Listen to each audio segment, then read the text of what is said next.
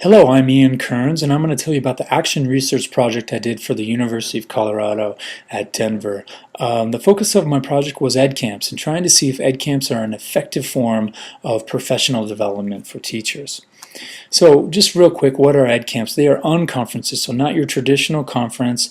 They've really expanded in popularity, as you can see here.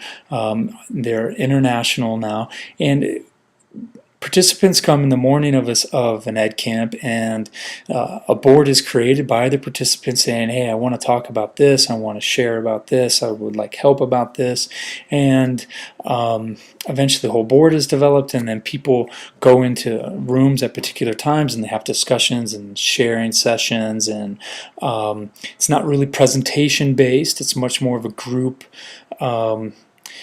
sort of collaboration.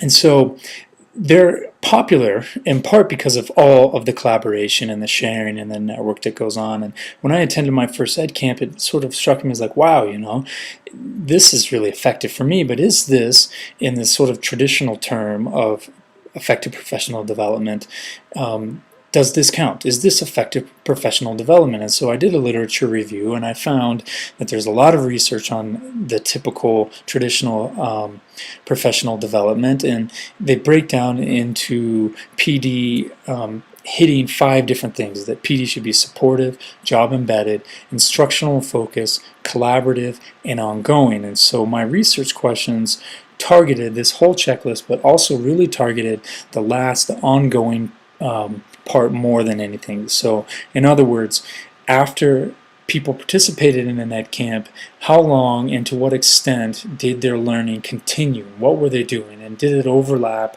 with their required professional development? So here are the research questions again. The first one there is just kind of broadly, are ed camps effective professional development? And then the 3 different ones, how is their participation after ed camp still affecting them? So how many hours did they spend in 3 months? What were they doing? How were they learning? And did it overlap with their required PD?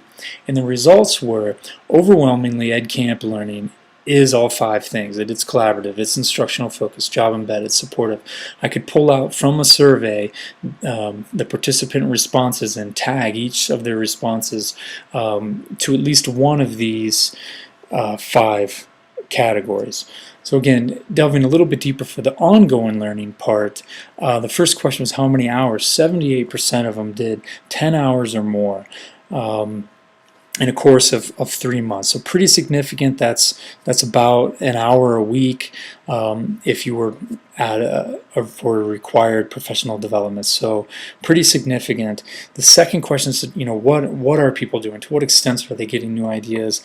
And a lot of that had to do with using Twitter and social media through collaborating, reading blogs, doing Google Plus Hangout sessions, and just developing their sort of personal learning network that way. And the last question again was, does their work from EdCamp overlap with what is required of them through normal professional development? And there was about a 50-50 split on that. 50% of them said yes, it does overlap, and 50% of them said no, it doesn't overlap for one reason or the other, that they were separate.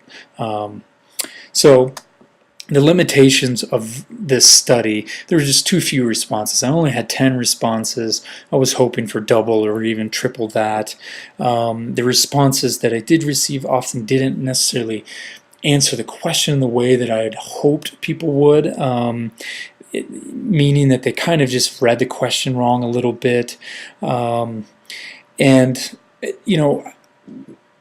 In conclusion, I can say that ed camps are really effective, but they're not necessarily.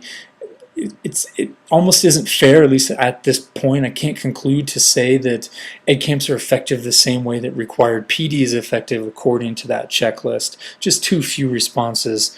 Not saying it is, not saying it isn't. So some recommendations that I would do for someone going forward, wanting to do research on Edcamps, is expand your audience through Twitter. I was sort of constrained a little bit being through a university that I couldn't broadcast it widely through Twitter, but if you did, I think you get a lot more comments. And then I would also interview people at Edcamps instead of a survey afterwards. I didn't find the survey to be real effective. I think interviews would be much better. Some other research possibilities. Ways to facilitate Edcamps to go beyond a technology focus. Edcamps are still really technology focused, but could they be brought into more pedagogical approaches? Secondly, are Edcamps participants returning? This is a question that I've heard is going out there.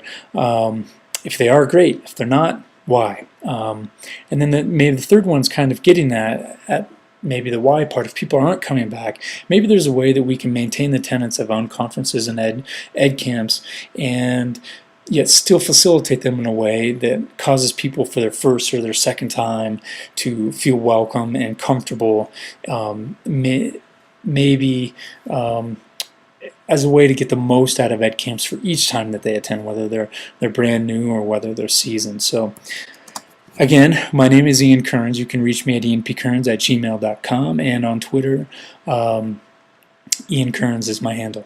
All right, thank you so much.